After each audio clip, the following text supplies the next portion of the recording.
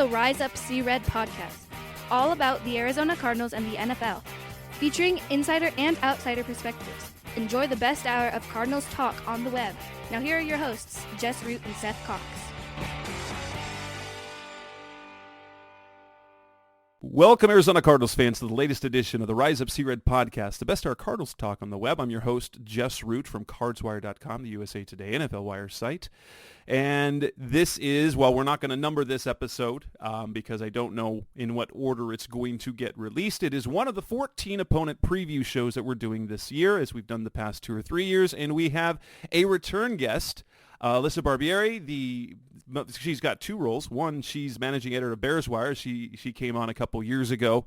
I think it was 3 years ago when the Cardinals played the Bears the last time. But she has a new title, which makes her my boss, as the senior editor of the NFL Wire site. So she not only is a colleague, but I guess we could make this the performance review if we wanted to as well. The Cardinals play the Bears this year on Christmas Eve on the road in Week 16. Alyssa, welcome to the show again. Thanks for how are things going across the wire and over there at Bears Wire?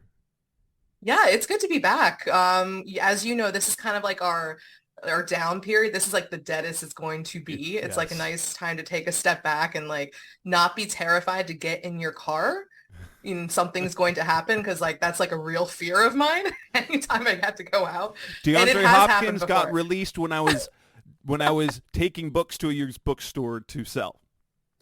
I'm like, oh man, why? It was like the Friday before Memorial Day. I'm like, why? Yeah, Roquan Smith got traded when I was in the turn lane going to the store, and so I had like 2 minutes, and I'm here. David Johnson's contract extension came on a college football Saturday. I was out to lunch before an ASU game, season tickets to Arizona State, but on a Saturday afternoon, contract extension news. Why in the world would they do that? I don't know. But that's why the Friday news dump exists. Like, we expect it. We're waiting for it. Yes, but not Saturday afternoon. No. Getting ready. That's a day of rest for NFL people. But, welcome to the show. The Cardinals and the Bears were in a bad place a year ago. In fact, I will say this, though, the Bears, I don't know how the Colts, actually, I don't know how the Bears managed to end up with the number 1 pick, because it didn't make any sense at all. And they got number 1 pick after Week 17 because the Colts are bad. Because the Texans messed it up. Like, they were going on, and it was almost like Lovie Smith, former Bears coach, was giving a final FU to the Texans and once losing. A bear, always a bear. But let's look back on last season. Let's take it kind of timeline, 2022 season, how things went, off season, then outlook for this coming season. So 2022 was a bad one, 3-14, worse than the Cardinals, with the caveat that the Cardinals were supposed to be better. How did 2022 go in terms of level expectation going into last season?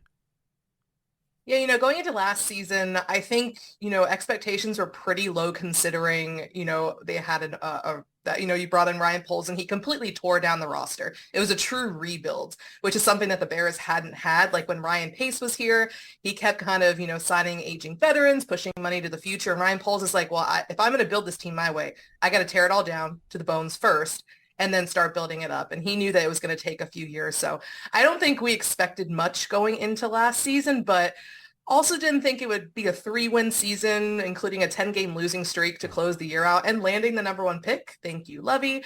So, I mean, it was rough last season, but the emergence of Justin Fields was something that I think that carried the Bears fandom, because it was brutal. But just kind of watching him starting to come into his own and knowing, that his ceiling is so much higher, obviously heading into this season, was something really exciting. But I mean, the defense was abysmal. And for Matt Eberflus, I mean, I think that he expected that coming in, because, you have this roster where, they traded or cut, got rid of a lot of these big contracts, these aging veterans. So you had a lot of young guys, and I believe the Bears had the most rookie minutes played last season, which is not surprising. Whether it was draft picks, there was a lot of undrafted free agents that got a lot of playing time. Injuries to some key veterans helped with that. But I mean, it was brutal on the defense because there was that one stretch where Fields really was like, oh man, my legs are, no one can catch me. And the Bears are averaging 30 points a game through 3 games. They lost all 3. I mean, because that defense was just that bad. And obviously the passing offense blew. But the rushing offense, I think it was number 1 for most of, if not the entire year. So, I mean, there were bright spots, but it was brutal. But it was nice to come out of that with that top pick. What was that game? I think it was a Thursday night game. It was a game. The Commanders. Oh my God. How did they lose that game? I do not know. That was a brutal one. I watched that game with Justin Fields is doing everything right, and they still can't win. Just everything went wrong in that game. Yeah, I look back at that game. I think that was the turning point for him because even at that point, he was still having his struggles there. I mean, that was his second offense in as many years since coming to the NFL, learning Luke Getsy's offense, and just nothing seemed to be clicking. And it just felt like when Darnell Mooney dropped that touchdown that, would have won the game, or it was just, it's like, oh man, this is pretty low. So it was brutal. And he was like, I'm tired of that post-game presser. He was like, I'm tired of being close. We want to get there. You could tell he was frustrated. And I really think that kind of helped him and the team. I mean, the one thing I will say about the team last year, despite them obviously only winning 3 games, was with that roster and the fact that they lost 10 games in a row. I think all but the final Lions game, they were in those games. They were competitive. Matt Eberflus kept these guys competitive, and they gave some of the top teams in the league a run for their money. And that, honestly, the way you described that Bears team a year ago seems very familiar to what the Cardinals are doing this year. New general manager Monty Ossenfort has torn the roster down. I don't I hate when people use the word tank. Because it's not like they're trying to lose. They're just trying to put together a team that they want. And now, while I personally, people expect a 3-win season for the Cardinals, I think it'll be a little bit better because I think once Kyler Murray comes back, he's further along in his development than Justin Fields. And so I think where Fields was still feeling things out, I think Murray can lead them to a better season. But it is sort of the same process, and that leads us to what's next. So the offseason. Coming up next on the Rise Up Sierra podcast, the best of Cardinals talk of them. Let's move to the offseason. And what do they do in free agency? What do they do in the draft? That's coming up next on Rise Up Sierra. We're back on the Rise Up Sierra podcast, the best of Cardinals talk on the web. Still on the show with Alyssa Barbieri, Bears Wire managing editor, and my boss, the senior editor for the NFL Wire sites. After a 3-14 season, obviously the big move was the trading out of the number 1 pick and moving back. But we'll talk free agency first. What were the impact moves that Chicago made in terms of losses and in terms of gains? Yeah, when you look at, who they lost, I think David Montgomery was the biggest. And I mean, kind of looking at what happened last season, Khalil Herbert, was a much better fit in Luke Getsy's system. He averaged 5.7 yards per carry in a limited role. And you really, the Bears want to see what he can do in a full-time role or extended role at least, because there's still going to be a running back by committee group. But I mean, the loss of Montgomery, they tried to re-sign him, but, they weren't going to pay what the Lions were going to be. So that was kind of, quick to move off of. But he was their main guy. I mean, there were some other losses like Nicholas Morrow at linebacker, and obviously we saw how the Bears address linebackers. So, I mean, getting Tremaine Edmonds and TJ Edwards, I mean, just Ryan Poles completely overhauled that linebacker group from one of the worst to one of the best in the league. Now, so, I mean, it was an interesting thing from the outside because they didn't want to pay Roquan Smith, and so they sent it to Baltimore only to then did roughly pay 2 guys what they would have paid Roquan? Yeah, when you get like, and you figure that out because with the upfront money and all that with Edmonds, because Edmonds got paid. But like when you kind of look back at Edwards was it, a fantastic deal. He oh, played that was extremely well, worth it. and I thought he was going to get much more money than he did. Oh my gosh, that was a steal. I'm like, wait, that's it? I'm like, okay, I can do it. But when you kind of look at like them letting, trading Roquan, I mean, Tremaine Edmonds is a much better fit in Matt Eberflus's system. I think that you're starting to see how Poles and Eberflus are building this roster together, like what fits your scheme, what players are going to be the best fits. Same with letting Montgomery go, Khalil Herbert, adding Donta Foreman, and I know we're getting to the drafting Roschon Johnson. Like they're trying to find better fits for these systems. So I mean, Roquan, top linebacker in the league. I've been telling everybody that. And now that he's on the Ravens, he's finally getting the recognition. So good for you, bro. But I mean, I just think it came down to scheme fit. And like you said, I mean, when it comes down to it and you break the money down, I mean, they got 2-for-1 there. So, and I think that group is going to be huge for this defense. Who are any other big time additions or major contributors that you're expecting to get out of their new additions? When looking on defense, that's going to be interesting. Free agent speaking, I mean, the only guy they retained along the interior of the defensive line was Justin Jones at the 3 tech spot. But I think Andrew Billings is a mountain of a man. Like I'm looking at pictures of him, I'm like, my goodness, no, he's clogging up those run holes. So, I mean, I'm good with that. I think he's going to be a really big contributor, really underrated contributor for that defense and kind of looking there. And I mean, on offense, I think a big one was getting Nate Davis at right guard because that offensive line, putrid last season when it came to pass protection. They were better, much better against the run, but when you're Justin Fields and you're sacked 55 times in 15 games, he didn't even play a full season, like 55 times the most in 15 games. I mean, the offensive line was going to be a big focus. They shifted a lot of people. Tevin Jenkins went from right guard to left guard because Nate Davis coming in. So I think that was the big real addition on offense.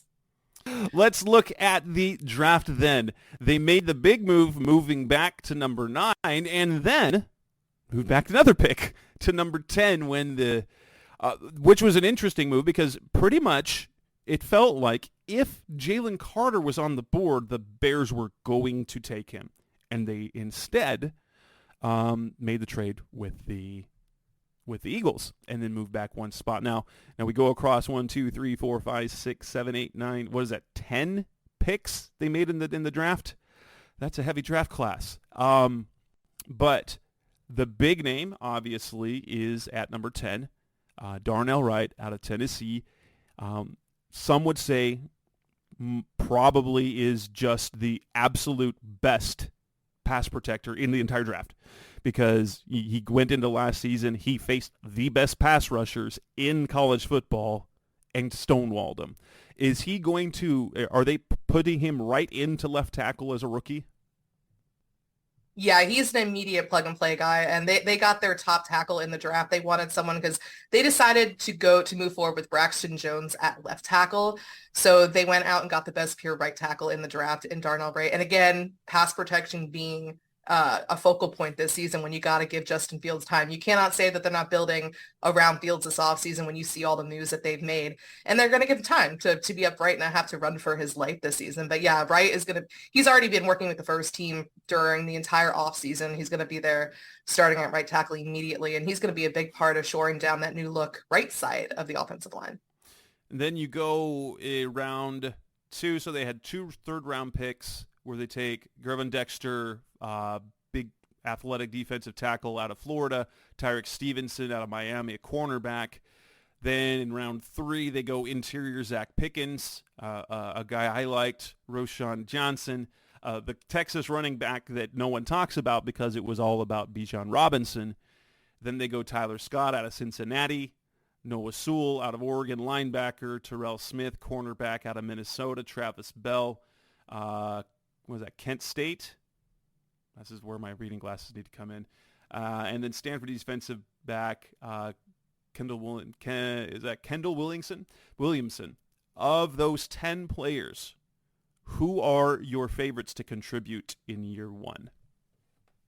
Oh man, there's a lot because you look at Ryan Poles and what he said immediately when he came is that he's going to build through the draft, and you saw it immediately last season how much the rookies contributed. I think we're going to see another big year from this rookie group. I think Darnell Wright obviously is the best option because he's going to be starting immediately there at right tackle, but I think Javon Dexter is someone that stood out a lot this offseason so far. He just, I mean, because there are mixed reviews about him from scouts, coming out in terms of like his motor and like, his get off. And, that's something that he has adjusted in the offseason. They're seeing a different player. He just looks, he's for someone so big, if he's 300 plus pounds, he moves so quickly. I think that he might not start immediately as a rookie. He's going to be rotating along with Zach Pickens, with Justin Jones and Andrew Billings. But I think that he's going to have a big year. I think he'll definitely prove to be a starter by the end of the year. Tyreek Stevenson's going to start immediately at cornerback on the outside opposite Jalen Johnson. Kyler Gordon's going into the slot now. So, Tyreek's going to be in there right from the beginning. I think he's going to be good. He's someone that people are underlooking. I mean, this class is loaded with some underlooked players. I think Roshan Johnson, I think he really has an opportunity to carve out a role as a long-term starter down the line at some point this season. Because when you look at him and you look at the rest of the running back room, Khalil Herbert, Donta Foreman, aside from running, rushing, they lack the pass blocking and the pass catching ability that Roshan has. And that's also something that the Bears lost with David Montgomery. So I think that Roshan can come in immediately and really challenge for more reps. Tyler Scott's going to get plenty of looks. I mean, Noah Sewell is going to be challenging for that Sam linebacker spot with Jack Sanborn. I mean, I think Terrell Smith too is someone down the line, maybe not immediately, because you kind of look at the Bears cornerback group. I think that he's someone that could prove to be really valuable down the line. They have a strong group of rookies, I think, that could see a lot of playing time this year. We didn't even talk about what was probably the biggest addition, and that wasn't through the draft or free agency. Technically. but it was draft related, and that's the addition of DJ Moore. How impactful is his addition? And was he essentially part of like had to trade out of the number one pick? Not only did they have to acquire picks, but they needed an impact player. Oh, absolutely. I think when you look at the trade for DJ Moore, that's the biggest move of the offseason because Justin Fields, you need to figure out if he's the guy this year. And you do that by doing what they didn't do the first couple of years, which is building around him. I mean, his offensive line for his first 2 years has been just very disappointing. He hasn't really had the playmakers around him. And DJ Moore is just, I mean, people don't talk a lot about him because he was in Carolina and he's playing with some of these subpar quarterbacks. But, what he was able to accomplish in his first 5 seasons, he already had 3 1,000-yard seasons with some pretty, low poor quarterback play. So, I mean, that move, I mean, he's a draft pick essentially, right? You traded the number one pick for him. So he's an additional draft pick that you get this year. The Cardinals have done that over the years. I love our second round draft pick, DeAndre Hopkins. We like our second round draft pick, Chandler Jones. That was Steve Keim's joke every year. That said, it's not technically a draft pick, but it was an acquisition through draft capital. That said, if you look at Kyler Murray got DeAndre Hopkins, Josh Allen got Stephon Diggs, Joe Burrow got Jamar Chase. So you take those guys away, and we saw what Josh Allen looked like before Stephon Diggs. It was erratic. And so giving him a big-time playmaker, how impactful is that? Come on. And then you go Jalen Hurts this past year with A.J. Brown and how much the passing game improved there. Yeah, exactly. I think that, DJ Moore gives Justin Fields a number one receiver he hasn't had since Ohio State. And it's crazy because obviously Fields is known for his ability to run. He is, elite athleticism. It's incredible what he can do. But people also forget that he didn't really utilize that a lot in college because he was more known for throwing the deep ball and his deep ball accuracy. And that's something that, it's still there, but he kind of needs some help around him at the NFL level. And I think getting DJ Moore is going to not only help Fields, but it's going to help the rest of the receiving core around him. Darnell Mooney, he thrived in the wide receiver 2 role when Allen Robinson was here. He's coming back from injury. I think he's going to have a big year. Chase Claypool is also going to benefit from his addition. And it's really alarming how quickly that Fields and Moore have developed this chemistry. And, listening to people watching DJ Moore during the offseason they're just like, wow, we haven't seen someone here like that before, and how he's already impacting, the receiver room, the chemistry with him and Fields, and just how impressive that is. I'm just super excited to see it on the field in live action. I think it's going to be huge. I think now at this point, there's no more excuses for Fields. And I think this is the point we wanted to get to, because it's hard to evaluate him after the first 2 seasons and everything that had been going on. But now, here you go. You're going to see what he's all about. And I think that he's going to take a big step forward in the passing game. I don't want to compare him to Jalen Hurts specifically, but I mean, when you look at, like you mentioned, all these young quarterbacks finally getting that number one receiver, and how it helps them in their development, and helps them really open it up in the passing game, I think that people are going to be surprised this year with what Fields can do. And with that, coming up next on the Rise Up Sea Red podcast, the best our Cardinals talk on the web. Let's look ahead to the 2023 season, outlook, expectations, and more. That's coming up next on Rise Up Sea Red. We're back on the Rise Up Sea Red podcast, best our Cardinals talk on the web, still talking to Alyssa Barbieri, Bears Wire, managing editor, also senior editor at the NFL Wire sites for USA Today. Looking ahead to 2023, they've built around Justin Fields. What are then the expectations for the 2023 season? What are the high end? Like, I like talking about high end, reasonable, and then the floor. What are high end expectations for this team? Yeah, I think high-end expectations, you are competing for a wild card spot, and you're making it as a wild card spot, winning 10 games. I mean, I feel like that would kind of be the high point of the ceiling. When you kind of look at how much this roster has been overhauled, not only on offense, but on defense. And the one thing that just really stood out from last year was how competitive that the Bears were with an underwhelming roster, and how Matt Eberflus and this culture has really, shaped how these guys play. And I think that if that's what he was able to get out of that group, I think that that they could push 10 wins at, for a really high ceiling, right? But I think more reasonable expectations, I'm expecting like 8 wins, maybe 9, kind of similar to what the Lions were able to do last year, where you're in the conversation, you should be contending, but you don't necessarily get there because you're still a year away. I think that's the most reasonable. And as far as the floor, I mean, I don't think they're going to win 3 games again. I mean, that was pretty hard, but I'd probably say about like 5.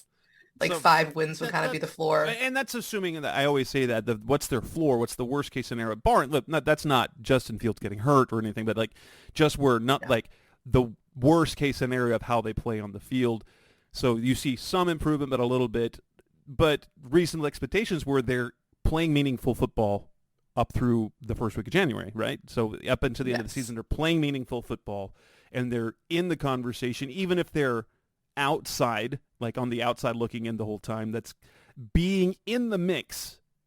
And, people say fans should have higher expectation. Actually, all that really matters as fans, can you have a team worth watching through the end of the season? Other than like, are you watching because they're competitive, or are you watching because, come on, let's lose?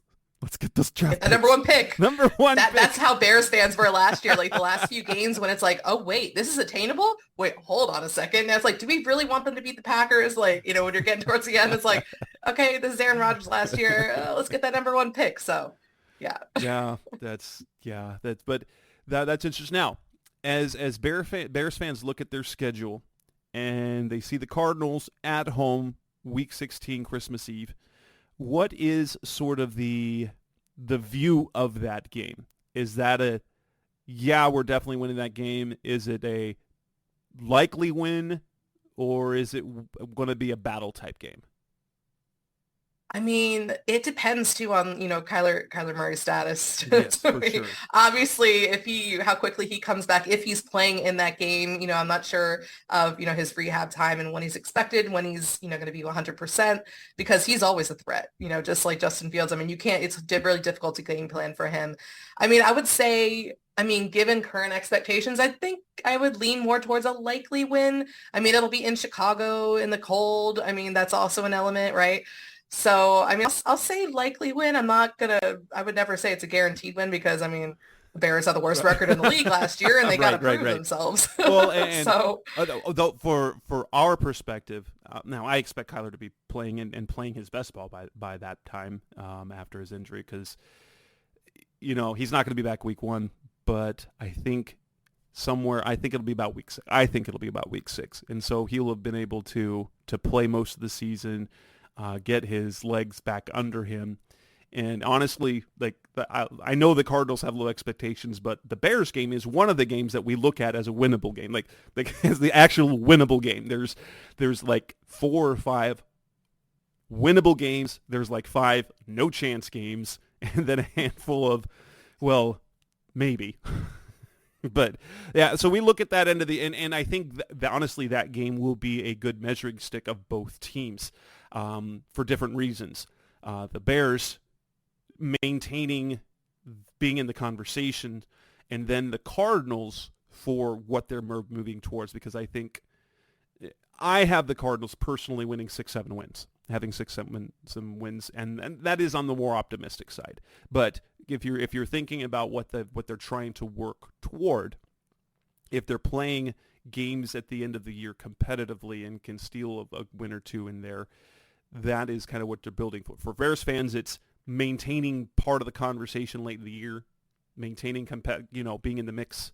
And the Cardinals, it's about getting toward being in the mix, because I think the Cardinals will be. I mean, I have them starting at like 1-2-7,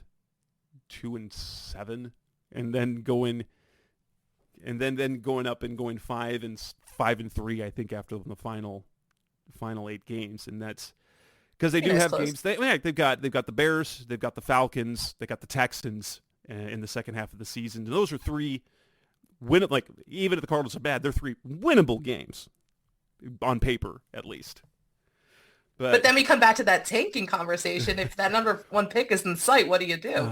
I don't think Jonathan Gannon is talking about the first pick overall. I think the GM is putting them in position to maybe, but I think they have their eyes, and it's not like the team is actively trying to lose. They just want to win with different players, and knowing that there's going to be struggles. Like the Cardinals' defense, garbage.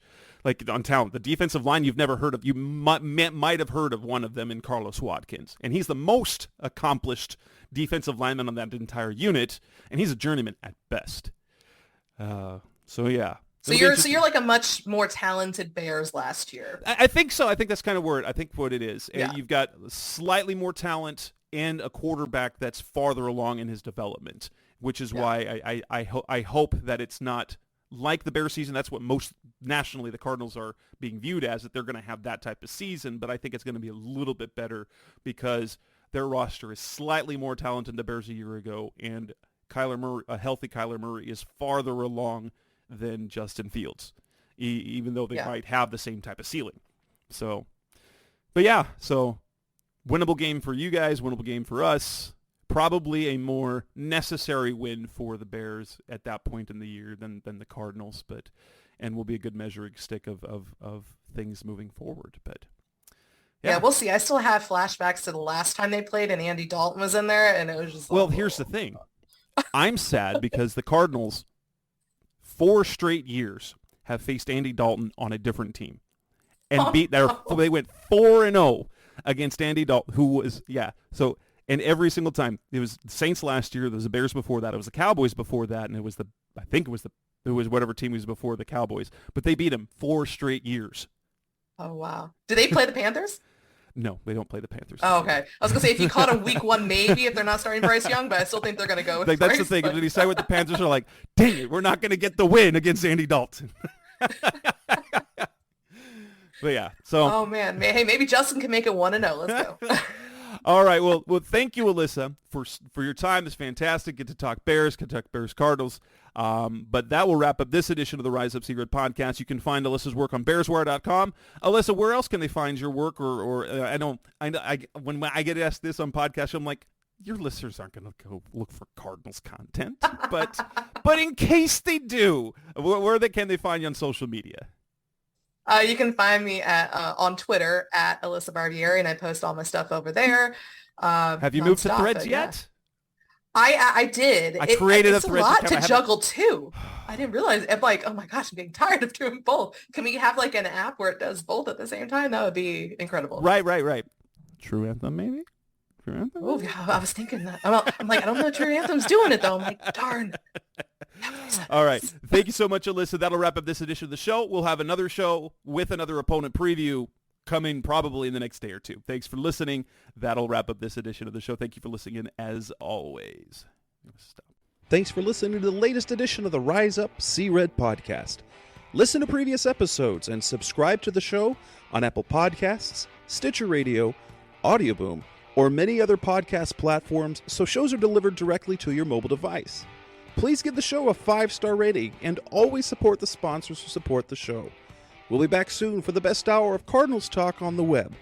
Rise up, Red Sea, be Red, See Red, and of course, Rise Up, See Red.